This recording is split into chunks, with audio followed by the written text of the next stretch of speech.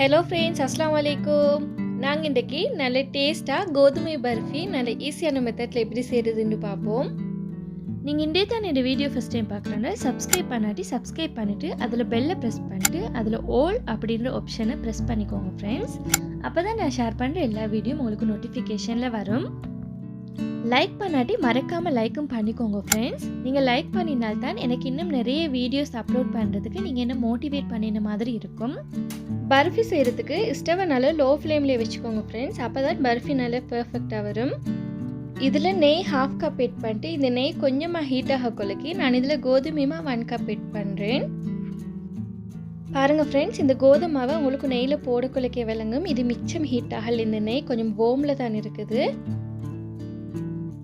இதை நல்லா இந்த மாதிரி மிக்ஸ் பண்ணி விடணும். ஸ்டவ் லோ ஃப்ளேம்ல வெச்சுக்கோங்க, அப்பதான் இது கருகாம இருக்கும்.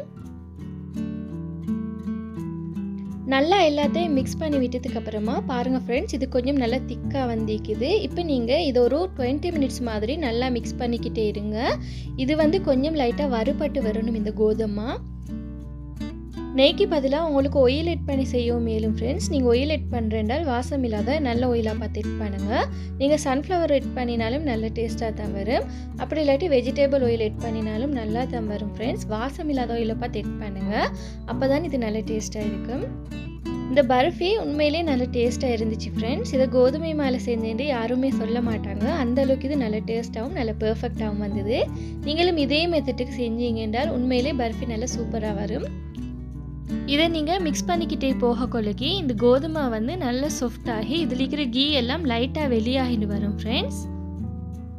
நான் ஒரு 20 மினிட்ஸ் மாதிரி இதை நல்லா மிக்ஸ் பண்ணிக்கிட்டே இருக்கிறேன் फ्रेंड्स. இந்த கோதுமை கொஞ்சம் நல்லா வறுபட்டு இதுல இருக்கிற அந்த பச்சை தன்மை எல்லாம் போயிட்டு இதுல இருக்கிற இந்த கீயும் கொஞ்சம் லைட்டா வெளியக்கு பிரிஞ்சு வருது. இந்த ஸ்டேஜ்ல நான் அப்படியே ஸ்டவ் ஆஃப் பண்ணிட்டு இதை ஒரு பவுலுக்கு ட்ரான்ஸ்ஃபர் பண்றேன்.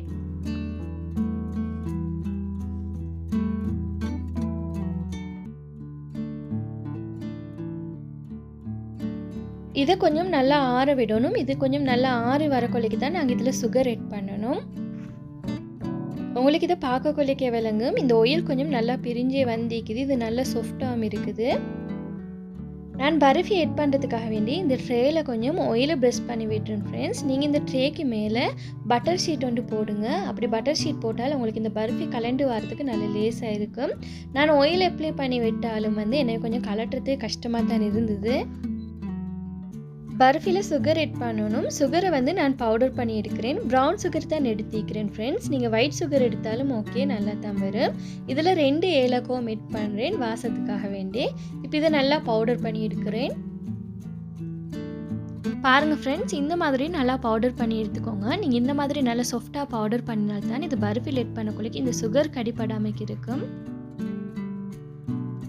உங்களுக்கு பார்க்க கொள்ளைக்க விளங்கும் ஃப்ரெண்ட்ஸ், இது எந்த அளவுக்கு நல்லா சாஃப்டாக ஆகிக்குது. இது கொஞ்சம் மாறினதுக்கு அப்புறமும் இது கொஞ்சம் நல்லா சாஃப்டாக வந்திக்குது.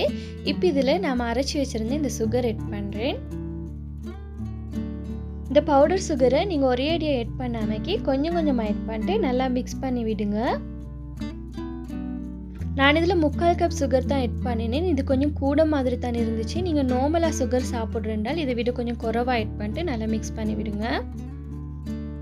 நீங்கள் இதில் சுகர் ஆட் பண்ண கொள்ளைக்கு இந்த மாவு கொஞ்சம் நல்லா ஆறி இருக்கணும் ஃப்ரெண்ட்ஸ். அப்போ தான் இதில் மிக்ஸ் பண்ண கொள்ளைக்கு இந்த சுகர் மெல்ட் ஆகாமக்கி இந்த மாவோட நல்லா மிக்ஸ் ஆகி நல்லா திக்காக வரும்.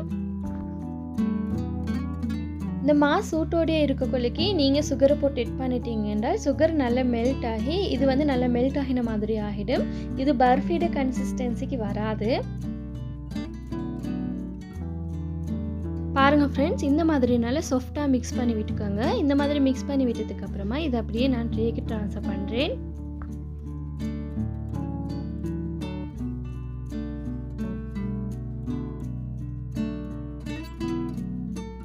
இந்த மாதிரி நல்லா ப்ரெஸ் பண்ணிவிட்டு நல்லா ஷேப் பண்ணி விட்டுக்கோங்க. அப்போ தான் பர்ஃபி கட் பண்ண கொள்ளைக்கு நல்லா பெர்ஃபெக்டாக வரும்.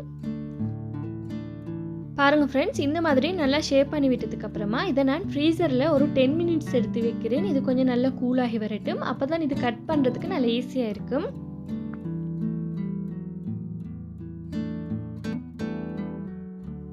ஒரு 10 மினிட்ஸ்க்கு இதை நல்லா ஃப்ரீசரில் வச்சு நல்லா கூலாகினதுக்கு அப்புறமா இதை எடுத்து வைக்கிறேன். பாருங்கள் ஃப்ரெண்ட்ஸ், நல்லா பர்ஃபெக்டாக வந்திக்குது. நான் இதை கட் பண்ணி காட்டுறேன். இதனே கட் பண்ணக்குள்ளே கொஞ்சம் கஷ்டமாக தான் இருந்துச்சு. நான் வந்து கீழே ஆயில் ஷீட் போடலை, அதாவது பட்டர் ஷீட். பட்டர் பேப்பர் நீங்கள் போட்டிங்க இருந்தாலும் உங்களுக்கு இதை லேசாக கலட்டி எடுத்து கட் பண்ண இருந்துச்சு. நான் இந்த மாதிரி ட்ரேயில் வச்சு தான் லைட்டாக ஃபஸ்ட்டு கட் பண்ணிட்டு அதுக்கப்புறமா ஒவ்வொரு துண்டாக வெளியே எடுத்து இந்த மாதிரி கட் பண்ணி எடுத்தேன். இதை சாப்பிடக்குள்ளைக்கு நீங்கள் ஃப்ரிட்ஜில் வச்சு சும்மா நார்மலாகவே எடுத்து சாப்பிடுங்க ஃப்ரெண்ட்ஸ். இது கூலோடு சாப்பிடக்குள்ளைக்கு இன்னும் நல்லா டேஸ்ட்டாக இருக்கும். வாயில் வச்சது கரைஞ்சின்னு போகிற அளவுக்கு நல்லா சூப்பராக இருக்கும். இவ்வளோ தான் ஃப்ரெண்ட்ஸ் இந்த வீடியோ. உங்களுக்கு பிடிச்சிருந்தேன்னா ப்ளீஸ் ஃப்ரெண்ட்ஸ் லைக் பண்ணுங்கள், ஷேர் பண்ணுங்கள், கமெண்ட் பண்ணுங்கள்.